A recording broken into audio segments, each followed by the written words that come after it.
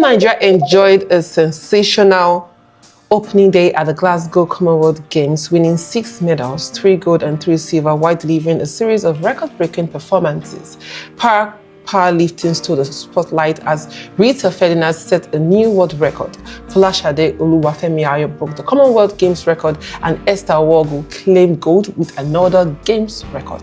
Ruwan Idris added Nigeria's third gold with a massive 208 kg lift in a men's heavyweight event, while Roland Ezurike, Esther Oyema, and Folashade Oluwafemi claimed silver medals. Away from powerlifting, Nigerian men's 3x3 basketball team also made history by recording its first ever Commonwealth Games victory, rounding off an astounding day one for Team Nigeria. Well, joining us now to access Nigeria's impressive opening day performances we've seen and what lies ahead for Team Nigeria is the Director General of the National Sports Commission, Bukola Olopade. DG, thank you for joining us on the show. It's been a remarkable one for Nigeria. They started with 3 gold medals and 3 silver on the opening day. How satisfied are you with this performance, and what does it reflect, or rather, does it reflect the targets set before arriving in Glasgow? Good afternoon, viewers, and good afternoon, AB. Thank you very much for having me on. As you can see, I'm in the car trying to navigate myself from the swimming pool to get ready for the boxing and the wheelchair basketball later today. In answering your question, the truth is Nigeria has always started this sort of major competition with all sort of news, mostly negative in the past. But we give praise to God that this is the first time from camping to commencement that everything has been seamless, everything has worked well, and we're looking at meeting up with our projections. Yes, it met with our projections. Yesterday, our projected gold medal was 2 gold and 3 silver, but we surpassed that with 3 gold and 3 silver. What was most significant was the fact that all promises made by the NSC were met. Instant sweat money were paid before the sweat dried up on the athletes. And so the motion has commenced.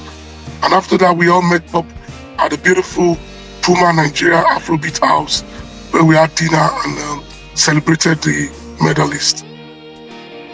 Good one. Now, like we've established a strong opening momentum, which can build momentum, but it can also increase expectations. Now, what message have the athletes been given as they prepare for the rest of the game? So seeing them in a jolly good mood since winning all these medals.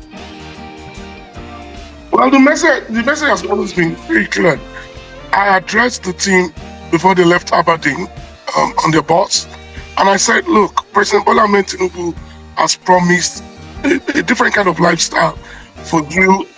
As long as you are disciplined, you are focus-driven, Nigeria will look after you, Nigeria will respect you, Nigeria will cater for you.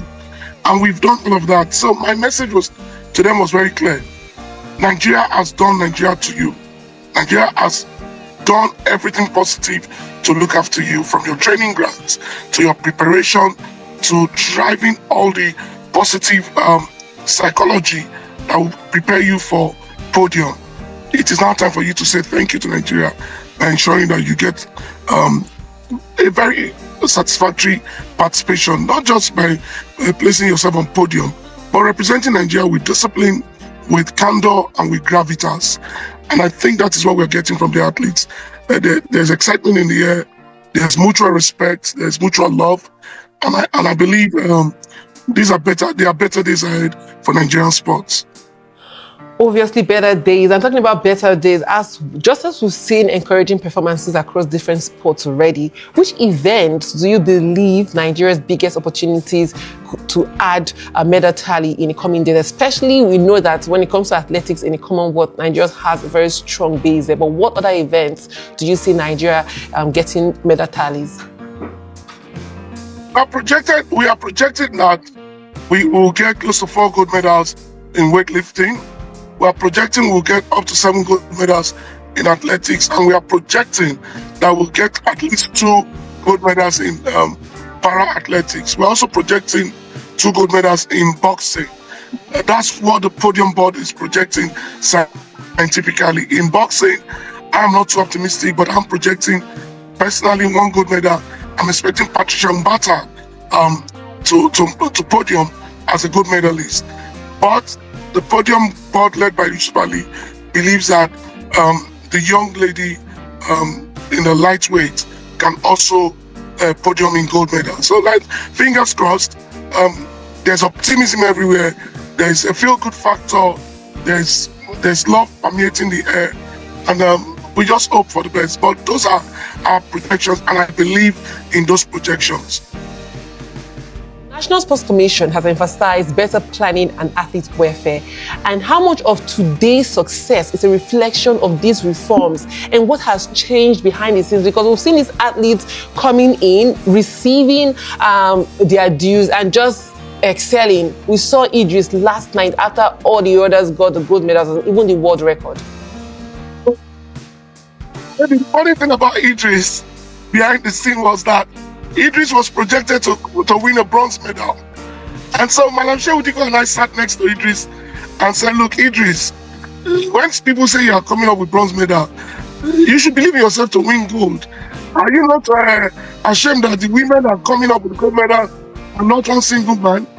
But we went further to say, okay, you know what, Idris, challenge us, win the gold medal, we'll double your gold medal money to 10,000. And he just said, you give us 10,000? You give me 10,000? And we said yes. And he went ahead and won the gold medal. I believe strongly that the preparation we've given, and that was what I told Idris. I said, Idris, in training for 3 weeks, you were lifting the world record in your category. There cannot be any excuse. You've prepared well. Have the mindset that with your preparation, you can win the gold medal. And he did. And I believe this is what will happen to so many of the athletes. We have spent over a year planning for the Commonwealth Games. And we've said the Commonwealth Games is also a training and practice for the Olympics and the Paralympics. So it's a continuous process of preparing our athletes very well, through proper welfare, through respect, and through a feel-good factor in their psyche. And once we get that right, I believe continuously we'll get the results. You just spoke about Idris and how the motivation went on as to women getting the gold medals. I recall at the last Commonwealth Games in Birmingham, 12 times Nigeria won gold medals. Nigeria won 12 gold medals there, and most girls or the ladies were the ones putting making the Nigeria's anthem being heard all the time. Now, with these Idris getting the first medal for the men, do you think there are more men who could get gold medals for Nigeria, not just the women like the last time? I'm very sure that we have a mixture. Edidium, for example, in weightlifting is looking good. Koinsola, Ogazi, Nathaniel are looking good in athletics. Hopefully, we'll have a clear mixture of both male and female. But the truth has to be spoken. Our female athletes are always primed up for this kind of event, and I pay homage and respect to them today by saying power to the women. Finally, beyond medals, what would you consider a successful Commonwealth Games campaign for Nigeria? And what legacy do you hope this team and even your administration leaves for the next generation of athletes? I consider the biggest legacy for us is seeing Adama Abdul Jabbar in the final of swimming later on today. For the first time in this, we're in the finals of swimming. That's a 17-year-old kid who lifted our flag when Miracle could not make it on time to Glasgow. I consider Miracle participating in athletics and possibly winning a medal in the 100 meters legacy. And I strongly believe that the new legacy has to be in the way our athletes are treated, in the way they are respected, and the way they are prepared for competitions. It has to be a mainstay of how we do things as Nigerians. So much, DG, for your time on the show, and we appreciate you joining us, even on your busy schedule. Thank you very much, Amy.